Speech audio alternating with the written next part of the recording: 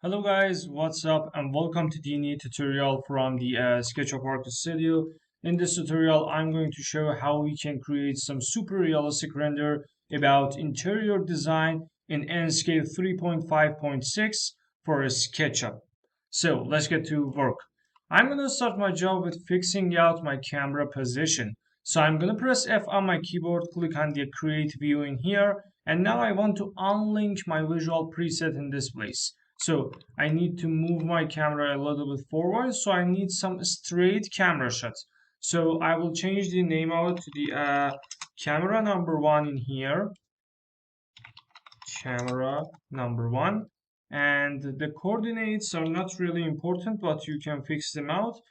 Most important position is about Y option in here, which is related to your eye height. So 1.26 is enough, and the Z option is negative 2.6. So the pitch is about 0 and the I is about 0.2. So some position is one of the most important and valuable factors in your interior rendering. So I need to adjust my sun direction and sun position. I think something like that can be really wonderful for my job. And the altitude is really sensitive. So if I change it to the negative lines, it will convert to the night mode rendering. And if I change it to the positive lines, it will completely change to the sun and daylight position. So I prefer to use some type of number, for example, something like this near to the sunset, between sunrise and sunset, something like that. 9 is enough, and azimuth is about 260 degrees. So I'm going to click on the create option here, and camera number one created for me with all the light settings. So I'm going to start my job with the save frame. So if I click on the save frame, I have this frame in here, but I don't really like this type of framing, and I want to say why, because we can see horizon line and it's not really realistic. So how we can solve this problem? Very simple. Click on the visual setting and use the field of view to focus on your main targets. Some number about 54 is enough. I'm going to close it in here, and I want to change my camera again. So I'm going to press F, edit, and I want to orbit a little bit like that, like this, move a little bit forward. And now new coordinates and positions are really important for me because now I can use them very simple to create my super realistic render. So the pitch is about 1 and the eye is about 12 or maybe 12.7. I'm going to click on the save option again. Everything is done, and now I can continue my rendering. So I'm going to click on the visual setting, go to the sky, and change the source of your render to the white cubes. It can affect your GI calculation and your render. So I will come back to the main bar, move this visual setting tool in here, and field of view is good. I can reduce it to the 53 for better focus. So I will turn off the auto exposure to see what really happened, and I want to re-expose my screen manually. So I think some number like 59 is enough, or maybe 58. I need 2-point perspective. So I'm going to press F, camera number one in here. I'm going to turn on the depth of field, turn off the autofocus, and now I want to do some magic for this render. You can see these bloom lines in your render, which is related to your light, and it's really valuable for your realistic renders. But if I want to play with the focal point and focus only, for example, on these wall in here or these laptop in this place, I can change the focus direction and destination. I want to focus on these T and so fine here, so I'm going to move the focal point, something like that, or maybe the backside wall is not bad, so I think this one is good. 7.16 meter is good, and if I play with the depth of field, I can change the focus power, so it's really wonderful for the times that you want to create some bokeh renders. So 13% is enough, and I will change the rendering quality to the ultra mode at the end of this video. So the style option is not really useful in here, so I'm going to click on the image bar and use the auto contrast. So auto contrast helps you to automatically manage your color correction. So I need some saturation because I need some a little bit sharp and warm render. Because I need warm render, I need to reduce the color temperature as I can. And you can see the changes in the environment. Some number about 5100 Kelvin is enough. Motion blur not really useful, but lens flare and bloom option is really important. Look at these lights in here. When I increase the bloom option, what happened? The light power will be faded out and you can see some type of blurriness in here. So if I increase the lens flare at the same period of time, all the setting will be matched to each other and you can see these flares in your interior render and it's not realistic because in the interior renders we don't have any special effects like that. So I prefer to use 6% for the bloom option and 11% for the lens flare.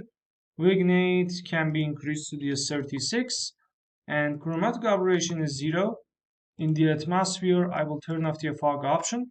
Some brightness can be decreased a little bit or can be increased. It completely depends on you. I prefer to increase it right now. 144 is enough. Night sky is not really useful. Shadow sharpness. Look at these edges in here, which related to your render, these part of your job, and these places. When I increase the shadow sharpness to the 100, we will have some hard shadows. So it's not bad, but it's not really realistic because in the real world, we don't have any specific shadows like that. So try to control it in some decade number about 44%. Artificial light brightness related to the these lights in here. So if I increase it, I can see some more light intensity in these halo of it. So 96% is enough. Ambient brightness is the hyperlight. We talked about it too much in the previous tutorials. You can watch them. So I prefer to increase it because I need to relight all of my area. And wind option is not really necessary in here. So I will click on the skybox, turn off the clouds, intensity, variety, and size amount, and you can see what's really happening in your job. So it's really important to use your clouds, and you can see the effect of clouds on your sun power. So I turn off all the clouds, and now we have some direct sunlight. So if I come back to the atmosphere and reset my sun brightness, I have some normal sun brightness right now. So try to play with it to learn how to use them at the same period of time. In the image bar, everything is done. Main bar, everything is done. And now time for the materials. So I'm going to minimize the Enscape at the right side and SketchUp in the left side. Click on the paint bucket in here. Click on the InModel. So now we can only see InModel textures. And now click on the Enscape material editor. So we have bunch of materials and we don't know how we can use it. So if I click on the sample paint and pick the texture up, I can adjust some new things on it. For example, roughness. I want to reduce the roughness of these wood texture in here to the 6, for example, and you can see the reflection of your light in here. It worked very simple, but right now I want to use something like 36 in here. Metallica is 0 and spectacular is about 90. In the color option, I can change the main texture size like that, and I can rotate it. You can see the changes in your environment. 45 degree is enough for this. So next material is really important in this render, maybe about wall. So I'm going to click on the wall and I can pick it up in here. It has some amount in the height map, so I can play with it. If I increase it, you can see what's really happened. Our displacement is more than other times. So 1.74 is a good number for it. I'm going to click on the texture in here and adjust the size of it and the tonnage of it. So you can change the rotation to the 25 degree close it in here, and you can play with the roughness. For example, 46 is not bad in here, and it helps you to create more brightness in your environment.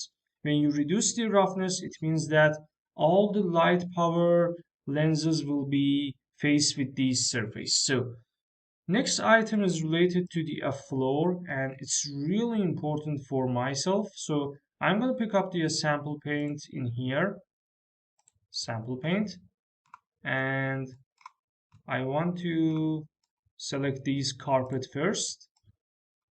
So I can reduce the roughness of it about 22, and the spectacular is about 64. Next item related to the sofa's texture, it's some type of leather. So I'm going to click on the sample paint, pick it up, and I want to play with the amount option. I want to reduce it to the 1.32, and the roughness can be decreased or increased to some number about 31.6. And now we have better controlled reflection on our surfaces. So, and final option is about these wood floor in here. So I'm going to pick it up, click on the Enscape material editor, and reduce the roughness as I can near to the 1.6, and now we have high level of reflection on it. You can reduce the image fade to the 88, and it helps you to control the color of it. Some specular is about 79, and the Metallica is about 3.6. Final texture is about these sofa tables frame, because I need to make them a little bit more shiny than the other times. So I'm going to click on the sample paint in here and pick one of them up like that. And now I want to reduce the roughness to the 1 and Metallica to the 64. And you can see the reflection, and I think it's really incredible. 88 in here, and the image fade is about 89, and everything is done. So time for the rendering, but we don't know how. So you can use multiple ways for the rendering. It completely depends on you and what you want from your renders. So in this case, I want to click on it, maximize Enscape in here, click on the visual setting, increase the rendering quality to the ultra mode, and you can see some small changes in your rendering power. And for now, I'm going to reduce the exposure to the 57, and I'm going to click on the screenshot. And finally, I want to save it on my desktop and call it living room render and press save. As you can see, in 13 minutes, we create this realistic render in Enscape for SketchUp. So I think Enscape is one of the most powerful and valuable rendering engines for all architectures and interior designers or urban planners, because they can use real-time options in their rendering, and it's really helpful for them in their time and some other valuable things. So I will wait for exporting this image 37, 43, and I think now it will over for me. It takes a little bit time, and after that everything is done. If this content is useful for you, please like and subscribe our YouTube channel. If you share this video with your friends and your architecture friends, you will help us very much in this way. Thanks for your time. Thanks for watching. I hope you enjoyed this video, guys. And this is the final result of this render. So I will click on the living room render on my desktop.